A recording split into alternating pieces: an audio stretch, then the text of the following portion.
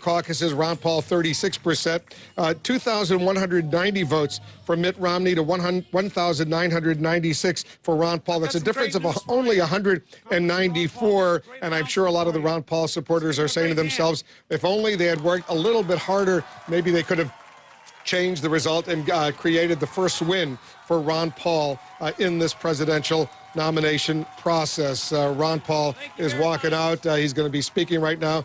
I hope they, whoever's holding up that Ron Paul sign, drops it so we can see Ron Paul. But let's listen into Ron Paul. Thank you.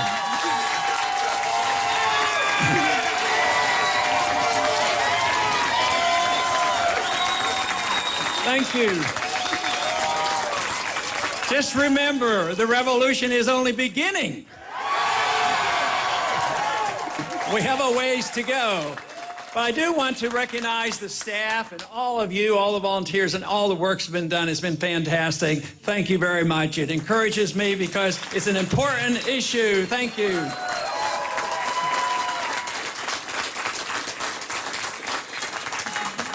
But, you know, I have one slightly discouraging announcement. I wished all the caucus had met today. Because I was disappointed. There was one caucus that I think we would have done very, very well.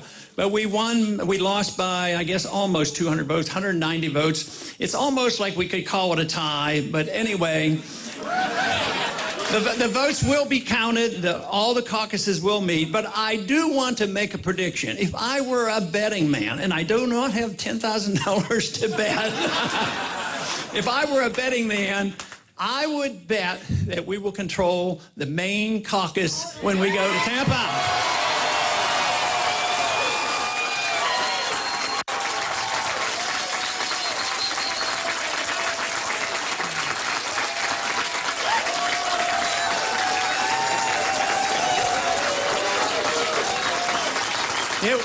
It would have been great to win outright the straw vote, but it'll even be greater to win the delegate vote.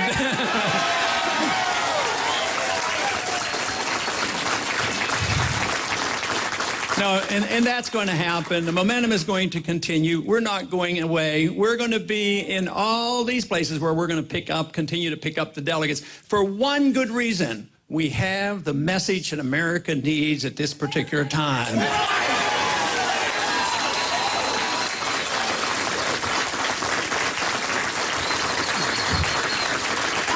And the wonderful thing is the message is not complex. Everybody understands it. And the message is liberty. That is the message.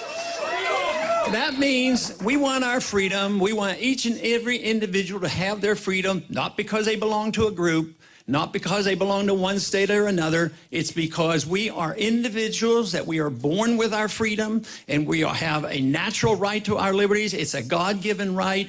And it follows that if you have a right to your life, you have a right to your liberty to run your life as you choose in both a social and economic means. And if that is the case, the goal that we have is for all of us to be able to keep the fruits of our labor.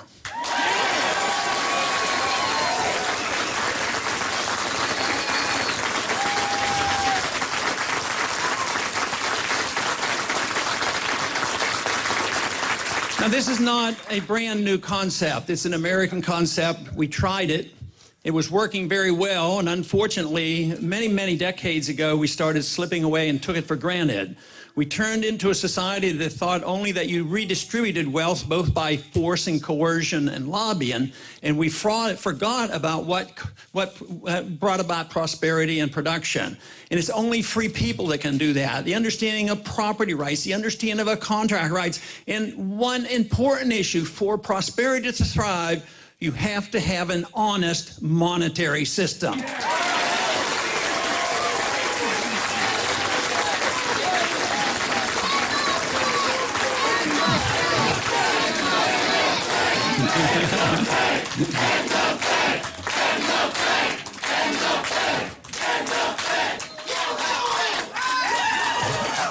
And if we don't do it, they'll do it to themselves because it's non-viable. They cannot persist because the funny money system, the fiat system, the paper money system makes no sense whatsoever and is coming to an end.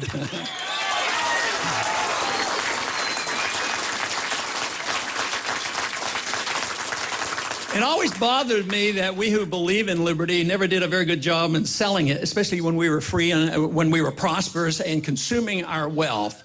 But we shouldn't ever lose this, because it is now that we have to grab the moral high ground. For too long, those who wanted to take your wealth and give it to somebody else, or get involved in your social life and tell you how to live, and also to get involved in other countries that we shouldn't be involved, that's coming to an end. The country is bankrupt, and the most important thing the American people do right now is admit the truth. We cannot deny the truth, and the truth is that we can't continue this way. We have to either go in a desperately wrong direction, as we have been, or we have to stop the nonsense, look to our traditions, and not go backwards and act as we did 200 years ago, but pick up on that, because freedom was never perfect. Freedom has been developed over many, many centuries. It's sad to me when I see some of the fundamentals that have been recognized at the time of the Magna Carta in 1215, that all of a sudden we're in this country now undermining some of those basic principles.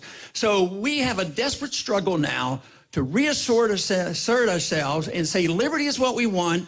We know what it's all about. We've had it, and we've gotten careless, and it's drifted away. So now the country is waking up. The country is waking up for financial reasons. Everybody knows we're bankrupt. I mean, the social programs can't be financed. The world is involved in this. It's a dollar fiat standard that engulfs the world. You think we're in this together by ourselves? No. Just look at Europe, the mess they have. They're rioting over in Greece because they say they have to cut a little bit. So what is the plan? Bernanke's over there planning to bail them out with our dollars.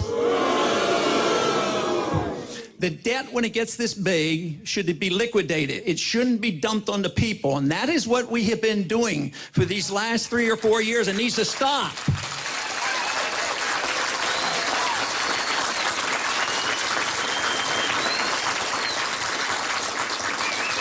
But we need to ask really a very basic question. What should the role of government be? That's the question the founders of this country and those who led the revolution asked. What should the role of government? And they didn't like the role the king had. The fortunate part about our revolution, it was one of the very, very rare times that a revolution, an overthrow of a government, actually delivered more freedom to the people than they had before the revolution. Look at the revolutions going on around the world today that we're very much involved in. Unfortunately, they're ending up even with less. As bad as their governments were, just think of what's happening today. So we had more liberty, not less liberty, and we need to build on that and understand how important it is. But the role of government should be no more complicated than guaranteeing the right to your life and the right to your liberty. What does that mean? It means the government should be out of the economy. Oh, they say there's no regulations. Yes, you have the regulations of property rights. You have the regulations of market, the regulations of contracts, the regulations of sound money, the regulations of bankruptcy, the regulations of don't bail out anybody that comes to the government for bailouts. Those are regulations that are truly free market oriented. But it also means that the government ought to be out of our social lives and the way we run our lives. For too long, we've taken liberty and chopped it into two pieces. Oh, social liberty and personal liberty and religious liberty. Some people defend that, and others have economic liberty. It's one and the same because it's individual liberty, and we have a right to our life and the right to our conscience.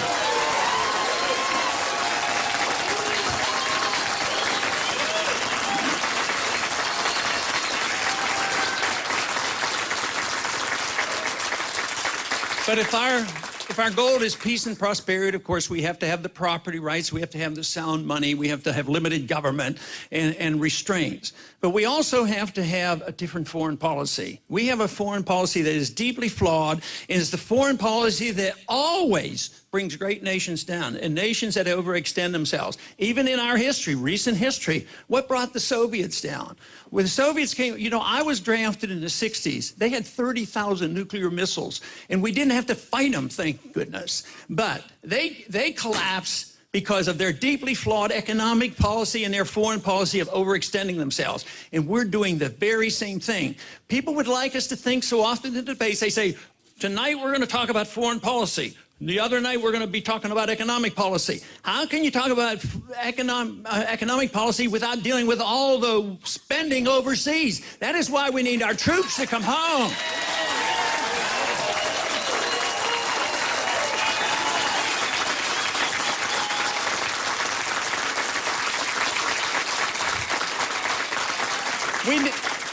We need a policy which is constitutional. The founders gave us good guidelines. They said, shouldn't go to war unless you declare it.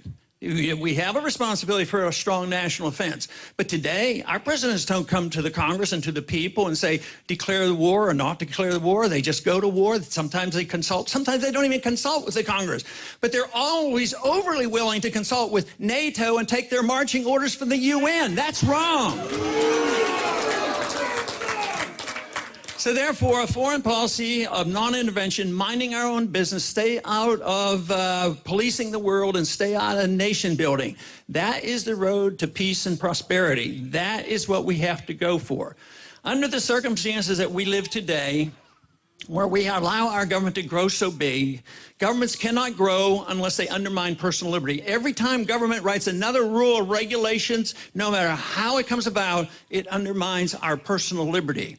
But it does it in an even more sinister way, because when people get frightened either about foreign policy issues or they get frightened about economic issues, they think, I'm frightened, the government is supposed to take care of me, and I'm entitled to it, so I have a right to this. And they're so willing to give up their freedoms. And we were warned so clearly that you can't be safer by giving up your liberties. We never should have to give up our liberties in order to pretend that we might be a little safer.